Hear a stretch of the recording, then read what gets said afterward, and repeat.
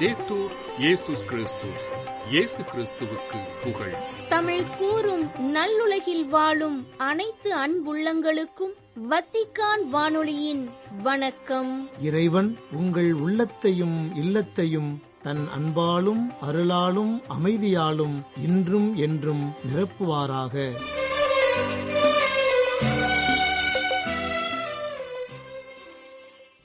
அன்பு நேயர்களே, வத்திக்கான் வானொலி இன்று உங்களுக்கு வழங்கவிருப்பவை தடம் தந்த தகைமை, விவிலிய தேடல் மற்றும் செய்திகள்.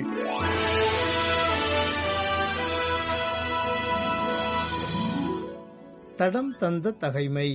சைரசு மன்னரின் கட்டளை ஏடு கண்டுபிடிக்கப்படல்.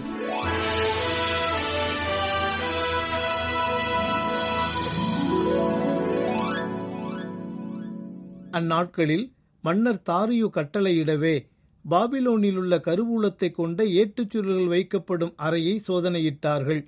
மேதிய மாநிலத்தில் இருந்த எக்பத்தான் அரண்மனையில் ஏட்டுச்சுருள் ஒன்று அகப்பட்டது. அது ஒரு பத்திரம்.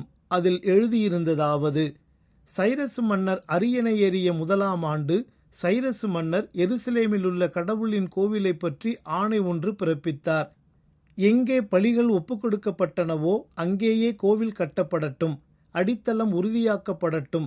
அதன் உயரம் 60 முழம், அதன் அகலம் 60 முழம் இருக்கட்டும்.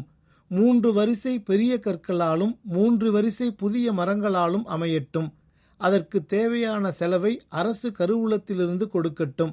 நெபுக்கத்நேசர் எருசலேம் கோவிலிலிருந்து பாபிலோனுக்கு கொண்டு வந்த கோவிலுக்குரிய பொன் வெள்ளி பாத்திரங்கள் எருசலேம் கோவிலுக்கு திருப்பிக் கொடுக்கப்படட்டும்.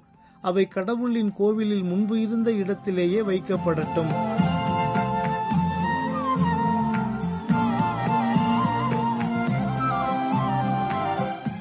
விவிலிய தேடல். திருப்பாடல் 55 பகுதி 1. தூய நட்பை பேணுவோம். கைவிடாத கடவுளே, ஐயமின்றி நம்பினேன். கையருந்த நிலையிலே உம்மை கூவி அழைக்கின்றேன். புகலிடம் நீரே, என் அடைக்கலம் நீரே. உம் பாதுகாப்பின் நிழலில் நானும் தங்கி மகிழ்ந்து வாழ்வின் நாடும் கைவிடாத. அன்பர்களே, கடந்த வார நமது விவிலிய தேடலில் நமது நேர்மை நிலைபெறட்டும் என்ற தலைப்பில் 54வது திருப்பாடலில் 4 முதல் 7 வரை உள்ள இறைவார்த்தைகள் குறித்து தியானித்து அத்திருப்பாடலை நிறைவுக்கு கொணர்ந்தோம். இவ்வாரம் 55வது திருப்பாடல் குறித்த நமது தியான சிந்தனைகளை தொடங்குவோம். காட்டிக் கொடுக்கப்பட்டவரின் மன்றாட்டு என்று தலைப்பிடப்பட்டுள்ள இத்திருப்பாடல் மொத்தம் 23 இறைவசனங்களை கொண்டுள்ளது.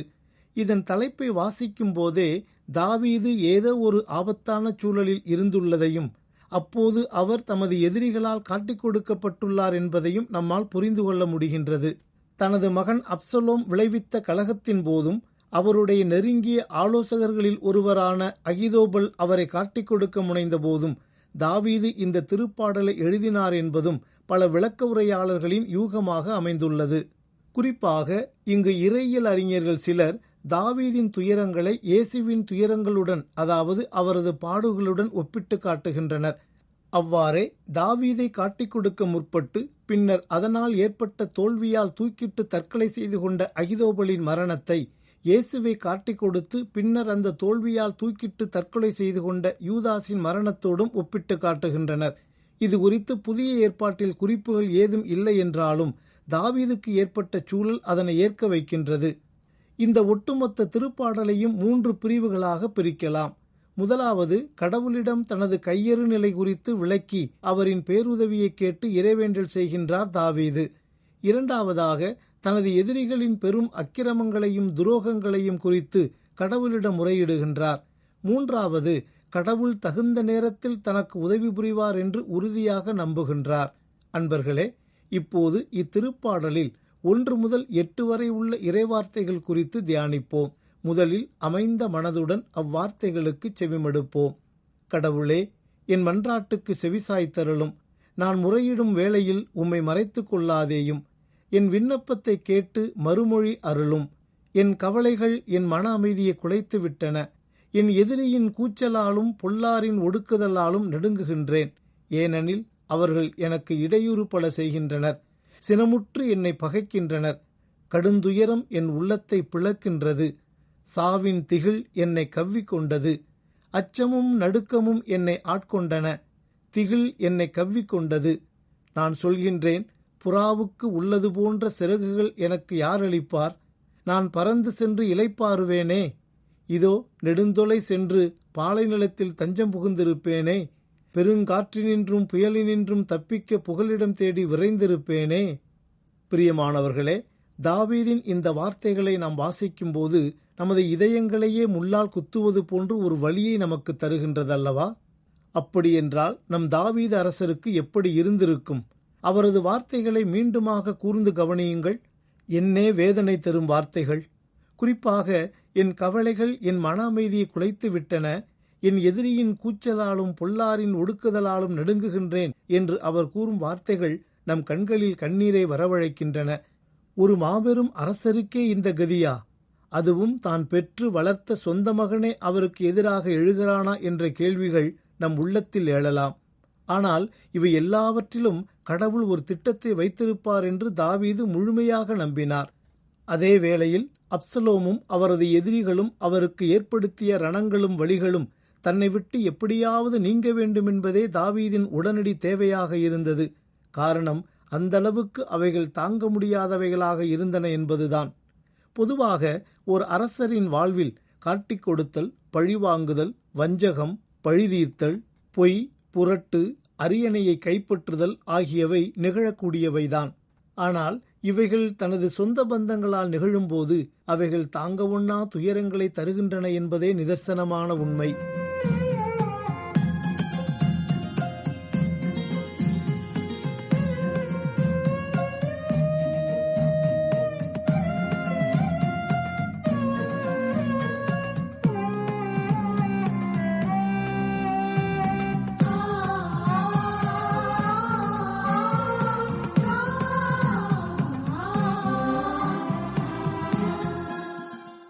சரி, எதற்காக அவரது மகன் அப்சலோமிற்கு இப்படி ஒரு தீய எண்ணம் எழுந்தது என்பதை நம்மால் ஓரளவிற்கு யூகிக்க முடிகிறது.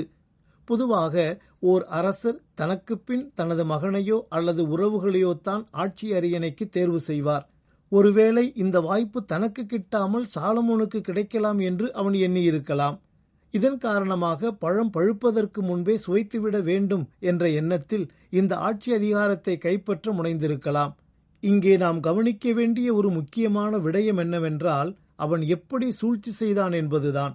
உள்ளொன்று வைத்து புறமொன்று பேசுவார் உறவு களவாமை வேண்டுமென்று வள்ளலார் கூறுவாரே, அது அப்சலோமுக்கு அப்படியே பொருந்தும்.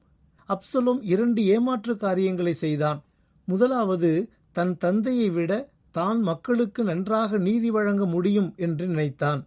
இதன் வழியாக அவன் மக்களின் மனங்களை கொள்ளை கொள்ள விரும்பினான்.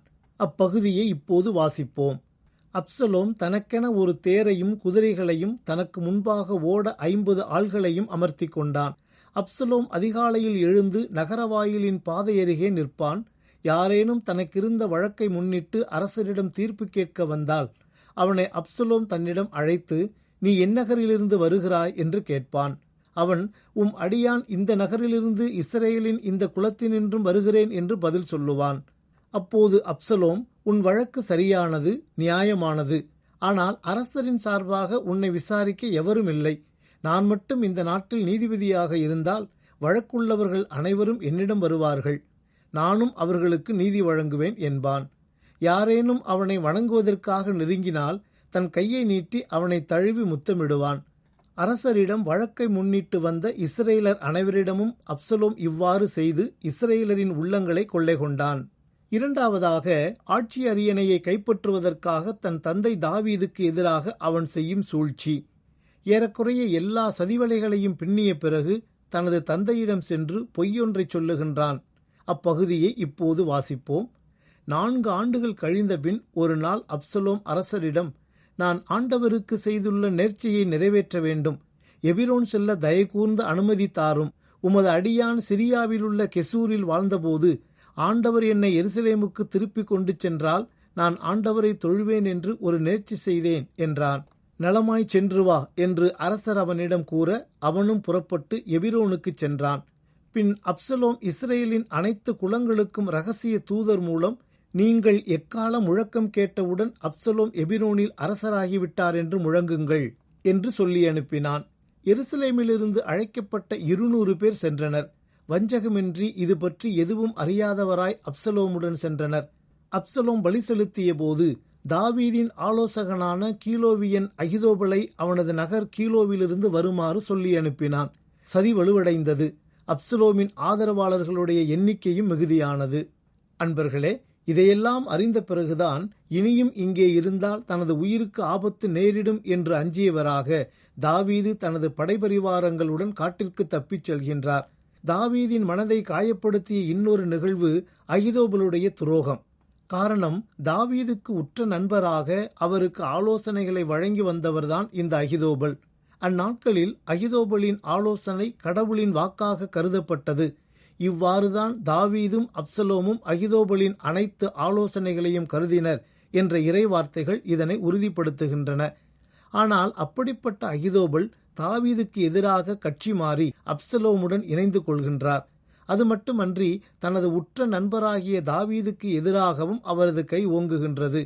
அவர் கூறும் வார்த்தையை பாருங்கள், அப்போது அதன் சாராம்சம் நமக்கு புரியும். அகிதோபல் அப்சலோமை நோக்கி, நான் 12,000 ஆள்களை தேர்வு செய்து இன்றிரவே புறப்பட்டு தாவீதை பின்தொடர்வேன். அவர் களைத்து சோர்ந்த வேளையில் அவர் மேல் பாய்ந்து அவரை அச்சுறுத்துவேன். அவரோடு இருக்கும் மக்கள் அனைவரும் தப்பி ஓடுவர். அரசரை மட்டும் நான் வெட்டி வீழ்த்துவேன். மக்கள் அனைவரையும் உன்னிடம் திருப்பிக் கொணர்வேன். நீ தேடும் ஒரு மனிதனை தவிர அனைவரையும் அழைத்து வருவேன். அன்பர்களே, இதுதான் துரோகத்தின் உச்சம். இதையெல்லாம் அறிந்துதான் தாவீது புழுவாய் துடிக்கிறார். சாவின் திகில் என்னை கவ்விக்கொண்டது, அச்சமும் நடுக்கமும் என்னை ஆட்கொண்டன. திகில் என்னை கவ்விக்கொண்டது. நான் சொல்லுகின்றேன், புறாவுக்கு உள்ளது போன்ற சிறகுகள் எனக்கு யார் அளிப்பார்? நான் பறந்து சென்று இளைப்பாறுவேனே. இதோ நெடுந்தொலை சென்று பாலை நிலத்தில் தஞ்சம் புகுந்திருப்பேனே என்று தாவீது கூறும் வார்த்தைகள் அவர் அனுபவித்த துரோகத்தின் வழிகளை நமக்கு எடுத்து காட்டுகின்றன. ஆகவே அன்பர்களே, உள்ளொன்று வைத்து புறமொன்று பேசும் மனநிலையை களைவோம். நமது நட்பிலும் உறவிலும் உண்மைத்தன்மையுடன் இருக்க கற்றுக்கொள்வோம்.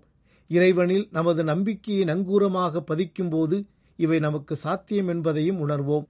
இவ்வருளுக்காக இந்நாளில் இறைவனிடம் மன்றாடுவோம். தீமை எதுவும் நேராமல் வாத என்னை நெருங்காமல் தூதர் சூழச் சொல்கிறீர், தூதர் சூழச் சொல்கிறீர். கல்லின் மேல் கால் மோதாமல் செல்லும் இடமெல்லாம் காக்கின்றீர். கைகளாலே தாங்குவீர், கைகளாலே தாங்குவீர். தேவையின் வேளையை தேடி வந்தேன் தெய்வமே. தேவையின் வேளையை தேடி வந்தேன் தெய்வமே. வேண்டலுக்கு பதில் தாரும், துன்ப நேரத்தில் துணையாகும். நீடிய ஆயுளும் அமைதி நிறைந்த வாழ்வையும். தூய நட்பை பேணுவோம் என்ற தலைப்பில் இன்றைய விவிலிய தேடல் நிகழ்ச்சியை உங்களுக்கு வழங்கியது வத்திக்கான் வானொலி.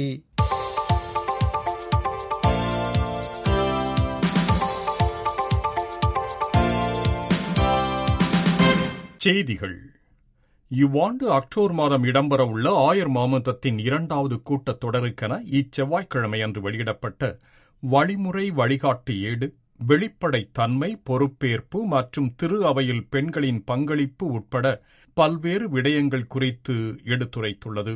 அக்டோபர் மாதம் 2ஆம் தேதி முதல் 27 வரை இடம்பெறவுள்ள ஆயர் மாமன்ற கூட்டத் தொடருக்கென வெளியிடப்பட்டுள்ள இந்த வழிமுறை வழிகாட்டு ஏட்டின் இதயமாக ஒன்றிணைந்து நடைபோடும் மறை போதக திரு அவையாக எவ்வாறு இருப்பது என்ற கேள்வி இருப்பதாக திருப்பிடச் செய்தித்துறை உரைக்கின்றது.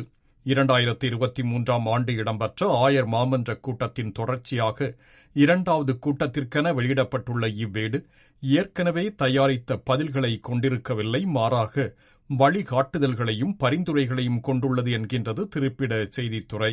முன்னுரை, அடித்தளங்கள் மற்றும் 3 மத்திய பகுதிகள் என 5 பகுதிகளை கொண்டுள்ள இந்த ஏடு இதுவரை நாம் ஒன்றிணைந்து நடத்தலில் எட்டியுள்ள மைல்கல், ஒன்றிணைந்து நடைபோடுதல் குறித்து புரிந்து கொண்டது, திரு அவையில் பெண்களை உயர்த்தி மதிப்பிடல், திரு அவையில் பெண்களின் பங்களிப்பும் பொறுப்பேற்பும், பெண்களை திருத்தொண்டராக்குதல் குறித்த இறையியல் சிந்தனைகளை தொடர்தல் போன்றவைகள் குறித்த வழிகாட்டுதல்களும் வழங்கப்பட்டுள்ளன. இறுதி 3 பகுதிகளில் முதல் பகுதியில் இறைவனுடனும் நம் சகோதரர் சகோதரியுடனும் ஏனைய கிறிஸ்துவ சபைகளுடனும் உறவு கொண்டிருத்தல் என்பது பற்றியும், 2ஆம் பகுதியில் உருவாக்க பயிற்சியளிக்கும் பாதைகள் மற்றும் சமூக பகுத்தறிதல் என்பது குறித்தும், இறுதிப் பகுதியில் கிறிஸ்துவ சபைகளுக்கிடையேயும் பிற மதங்களுக்கிடையேயும் பேச்சுவார்த்தைகளுக்கான இடங்கள் என்பது குறித்தும் வழிகாட்டுதல்கள் வழங்கப்பட்டுள்ளன. உக்ரைன் நாட்டின் கீவ் நகரில் மிக பெரும் குழந்தைகள் மருத்துவமனை உட்பட 2 மருத்துவ மையங்கள் தாக்கப்பட்டது மற்றும் காசாவின் கல்வி நிலையம் மீது தாக்குதல் நடத்தப்பட்டது குறித்து திருத்தந்தை ஆழ்ந்த கவலை கொண்டுள்ளதாக திருப்பிட செய்தி தொடர்பகம் அறிவித்துள்ளது. ஜூலை 9ஆம் தேதி செவ்வாய்க்கிழமையன்று இதனை தெரிவித்த திருப்பிட செய்தி தொடர்பகம், வன்முறைகள் தொடர்ந்து இடம்பெற்று வருவது குறித்து மிக ஆழமான முறையில் கவலை கொண்டுள்ள திருத்தந்தை பிரான்சிஸ் அவர்கள் உயிரிழந்தவர்கள் மற்றும் காயமுற்ற அப்பாவி மக்களுக்காக ஜெபிப்பதாகவும் தெரிவித்துள்ளது. மோதல்கள் முடிவுக்கு வருவதற்கான வழிகள் கண்டுபிடிக்கப்பட வேண்டும் என திருத்தந்தை தொடர்ந்து ஜெபிப்பதாகவும் திருப்பிட செய்தி தொடர்புத்துறையின் அறிக்கை கூறுகின்றது. உக்ரைனின் கீவ் நகரில் ஜூலை 8 திங்களன்று ரஷ்ய துருப்புகளால் நடத்தப்பட்ட ஏவுகணை தாக்குதலில் அந்நாட்டின் மிக பெரும் குழந்தைகள் மருத்துவமனை 60 முதல் 70 விழுக்காடு சேதமடைந்துள்ளது. மோதல்கள் இடம்பெற்றுக் கொண்டிருக்கும் காசா பகுதியில் உள்ள ஹோலி ஃபேமிலி கத்தோலிக்க பள்ளி இஸ்ரேல் துருப்புகளால் தாக்கப்பட்டது மற்றும் அதில் 4 பேர் உயிரிழந்தது குறித்து தன் ஆழ்ந்த கவலையையும் கண்டனத்தையும் வெளியிட்டுள்ளது எருசலேமின் லத்தீன் வழிபாட்டு முறை தலைமையகம். இஸ்ரேல் துருப்புகளுக்கும் ஹமாஸ் குழுவுக்கும் இடையே இடம்பெற்று வரும் மோதல்களால் பொதுமக்கள் பெருமளவில் இறந்து வருவது குறித்து தன் ஆழ்ந்த கவலையை வெளியிடும் எருசலேமின் லத்தீன் வழிபாட்டு முறை பிதாபிதாவின் இல்லம் காசா நகரின் திருக்குடும்ப பள்ளி இஸ்ரேல் ராணுவத்தால் தாக்கப்பட்டது கண்டனத்திற்குரியது எனவும் தெரிவிக்கின்றது. காசாவில் இன அழிப்பு முயற்சிகள் முடிவுக்கு வர வேண்டும் என்ற அழைப்புடன் ஏறக்குறைய 1 லட்சம் மக்கள் லண்டன் நகரில் அமைதி ஊர்வலம் ஒன்றை மேற்கொண்டனர். யூதர்கள், இஸ்லாமியர்கள், கிறிஸ்தவர்கள் மற்றும் புத்த மதத்தினரும் பல்வேறு அரசு சாரா அமைப்புகளும் இணைந்து நடத்திய இந்த பேரணியில் பிரிட்டானிய அரசு இஸ்ரேலுக்கு ஆயுதம் விற்பதை நிறுத்த வேண்டும், ஐநாவின் நிவாரணப் பணிகளுக்கான அமைப்பிற்கு உதவி வழங்க வேண்டும், அமைதிக்காக உழைக்க வேண்டும் என்ற விண்ணப்பங்கள் முன்வைக்கப்பட்டன. காசா பகுதியில் கடந்த அக்டோபர் 7ஆம் தேதி இஸ்ரேல் ராணுவத்திற்கும் ஹமாஸ் குழுவுக்கும் இடையே இடம்பெற்ற மோதல்களில் இதுவரை குறைந்தபட்சம் 38,098 மக்கள் கொல்லப்பட்டுள்ளனர் மற்றும் 87,705 பேர் காயமடைந்துள்ளனர் என அப்பகுதியின் நல ஆதரவு மையங்கள் அறிவித்துள்ளதை தொடர்ந்து இப்பேரணி ஏற்பாடு செய்யப்பட்டது. இந்தியாவின் மேற்கு வங்க மாநிலத்தில் திருமணத்திற்கு புறம்பேயான பாலியல் நடவடிக்கைகளில் ஈடுபட்டார்கள் என்ற குற்றச்சாட்டுடன் பொது இடத்தில் வைத்து ஓர் ஆணும் பெண்ணும் தொடர்ந்து அடித்து கொடுமைப்படுத்தப்பட்டது குறித்து தல திரு அவை ஆயர்களும் மனித உரிமை நடவடிக்கையாளர்களும் தங்கள் வன்மையான கண்டனத்தை தெரிவித்துள்ளனர். பொது இடத்தில் வைத்து சட்டத்திற்கு புறம்பாக ஒரு ஆணும் பெண்ணும் கொடுமையாக தாக்கப்பட்ட காணொளி தன்னை மிகவும் வருத்தியதாகவும், ஒரு நாகரீக சமுதாயத்தில் சட்டத்தை தங்கள் கையில் எடுத்து தண்டனை வழங்க எவருக்கும் அனுமதி இல்லை எனவும் கூறினார் மேற்கு வங்க மாநிலத்தின் கொல்கத்தா பேராயர் தாமஸ் டிசூசா. இத்துடன் வத்திக்கான் வானொலியின் தமிழ் ஒலிபரப்பு நிறைவு பெறுகின்றது. உங்கள் செய்மடுத்தலுக்கு நன்றி. வணக்கம்.